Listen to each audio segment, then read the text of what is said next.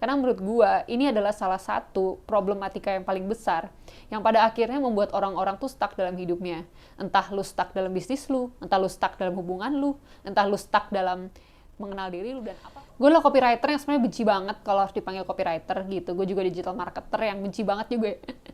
Harus dibilang oh ya marketer apa segala macam. Entah kenapa gue benci banget aja gitu.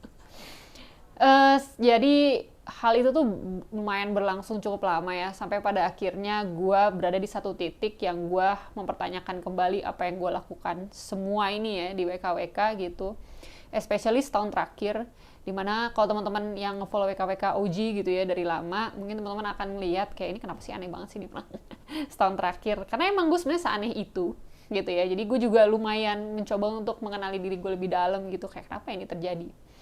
Dan gue nemuin satu hal yang menurut gue ini menarik, yaitu betapa sebenarnya gue tuh benci banget ngelakuin apa yang gue lakuin di WKWK gitu ya.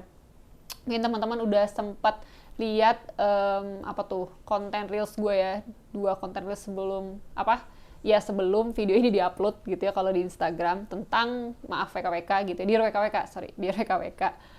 Betapa sebenarnya gue benci banget gitu apa yang gue lakuin di WKWK, karena the main reason is gue ngerasa apa yang saya lakukan di WKWK itu sebenarnya tidak penting.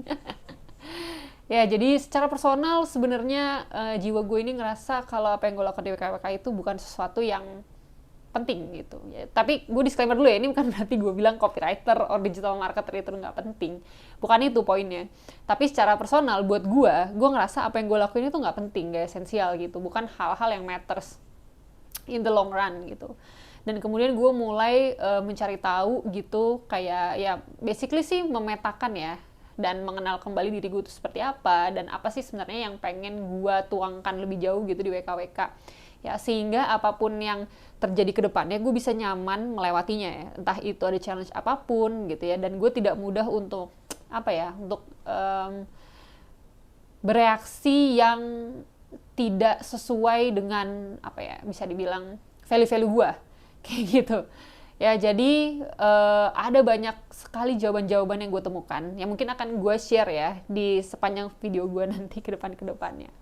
Tapi satu hal yang gue sadari penting dan ingin gue bawa di WKWK adalah betapa gue sangat ingin dunia tanpa satu narasi. Ya, apa tuh dunia tanpa satu narasi? Gue akan bahas banyak terminologi yang mungkin agak kurang familiar pada teman-teman, tapi gue rasa harus gue bawa ini ya, dan gue akan membuatnya sesederhana mungkin jadi teman-teman bisa mencernanya dengan baik gitu ya. Tapi gue percaya bahwa inilah sebenarnya akar permasalahan dari apa yang gue secara personal rasakan, dan gue nggak tahu apakah di luar sana apa yang gue rasakan ini juga banyak teman-teman rasakan, tapi gue yakin pasti ada orang di luar sana. Karena setelah gue temukan, oh ini problemnya, itulah yang sebenarnya menjawab mungkin ya di banyak problem-problem yang teman-teman temuin, baik itu dalam kehidupan, especially in business gitu. Karena kan selama ini kalau yang gue lihat tuh kita ikut workshop apa segala macam, yang dibahas tuh selalu ranah pemikiran ya. Bagaimana kita harus menyusun sistem apa dan segala macam bla bla bla bla bla gitu ya. Tapi setelah kemudian perencanaan kita itu dibawa ke ranah realitas ya, jadi artinya udah diimplementasikan, dimana kita harus deal dengan banyak sekali human. Disitulah menurut gue tidak banyak orang yang membahas hal-hal yang akan gue bahas nantinya ya, atau mungkin aja gue yang mainnya kurang jauh juga, tidak tahu saya. Tapi secara personal ya bagus lah kalau teman-teman bisa kasih gue input terkait apa yang nanti akan gue sampaikan ke depannya. Itu sangat luar biasa baik ya. Tapi gue pengen ngebahas marketing tuh lebih ke ranah gak cuma ngomongin planning gitu ya, gak cuma ngomongin berpikir kreatif, inovasi, bullshit yang ya bukan bullshit ya, tapi bermainnya itu di level pemikiran gitu. Tapi bagaimana kemudian ketika kita implementasikan itu ke dalam dunia nyata, itu tuh bener-bener ya exactly we could work it out gitu loh, nggak cuma berhenti di situ. Dan kalau udah ngomongin implementasi dunia nyata, itu udah ngomongin hal-hal yang sifatnya tuh ya totally different approach-nya gitu, dan harus bisa banyak sekali ya melakukan hal-hal yang mungkin membantu kita untuk reassess ourselves gitu, melihat diri sendiri dan juga melihat orang lain. Seperti itu. Ya, tapi kembali lagi tadi untuk si dunia tanpa satu narasi itu akan gue bahas di video berikutnya. Ini cuma jadi video pengantar aja sebenarnya ya. dunia tanpa satu narasi adalah harapan ya yang pengen WKWK bawa gitu.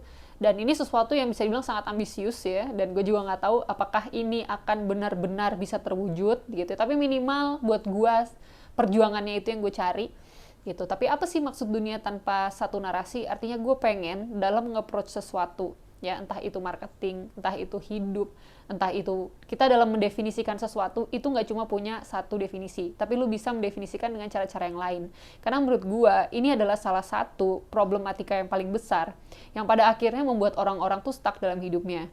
Entah lu stuck dalam bisnis lu, entah lu stuck dalam hubungan lu, entah lu stuck dalam mengenal diri lu, dan apapun itu. Ya, karena biasanya ketika ada satu narasi yang itu available, semua orang tuh akan mencoba fit in ke narasi itu.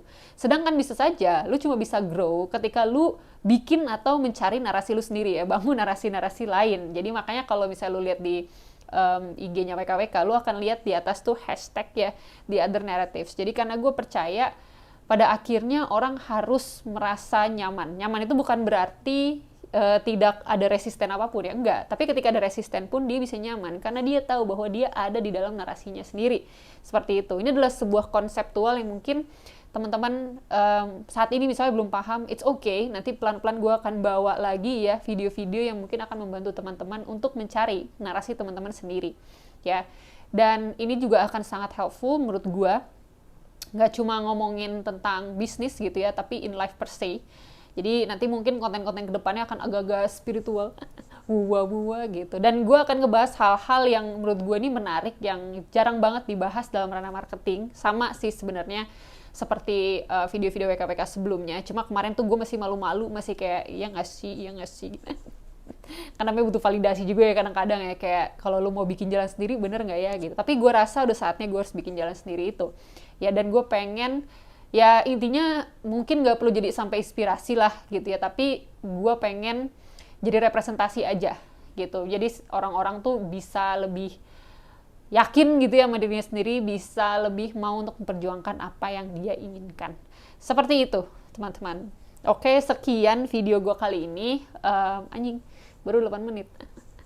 Katanya kan kalau di YouTube biar dapat AdSense harus 10 menit ya. Jadi gue akan menjadi manusia praktikal itu ya. Jadi selama 2 menit kita bahas apa ya?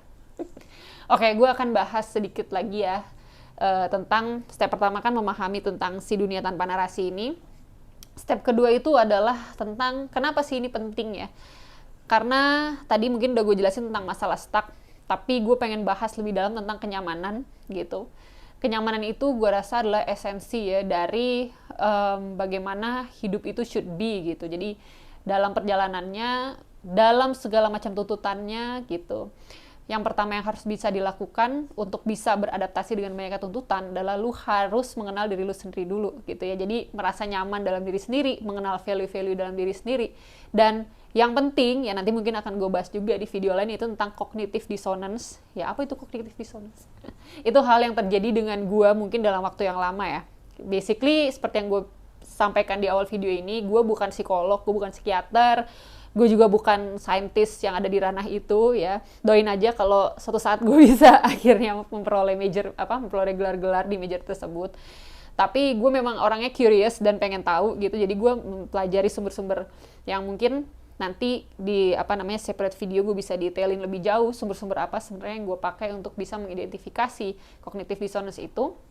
Ya karena gue udah lumayan lama mengalami cognitive dissonance, akhirnya gue mulai disorientasi dalam diri gue gitu, sehingga pada akhirnya gue tidak bisa merasakan kenyamanan lagi, dan ketidaknyamanan itu pun gue sebarkan ke orang-orang lain. Yang ini menjadi problem ya dalam sebuah dinamika relationship gitu. Kan bisa aja ini kemudian terjadi dalam bisnis lu gitu, dimana kok nih satu tim tuh kayak susah banget untuk berkolaborasi gitu ya dan segala macam. Nah makanya menurut gue penting untuk kedepannya gue ngelihat pola-pola yang terjadi gitu ya di perubahan manusia di nggak cuma sekitar gue, tapi juga dari berdasarkan source-source luar yang gue lihat gitu.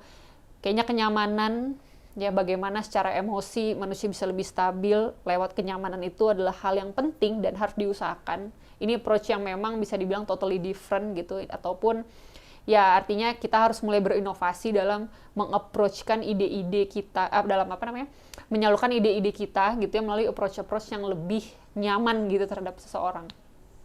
Nah, Sebenarnya seperti itu. Oke, sudah 10 menit ya, gue nggak akan bahas lebih panjang lagi. Tapi kalau lu tertarik untuk mendengarkan pemikiran-pemikiran gue lebih jauh, silakan subscribe ya, karena saya juga ingin kaya raya. Oke, so I'll see you guys on my next video. Bye-bye.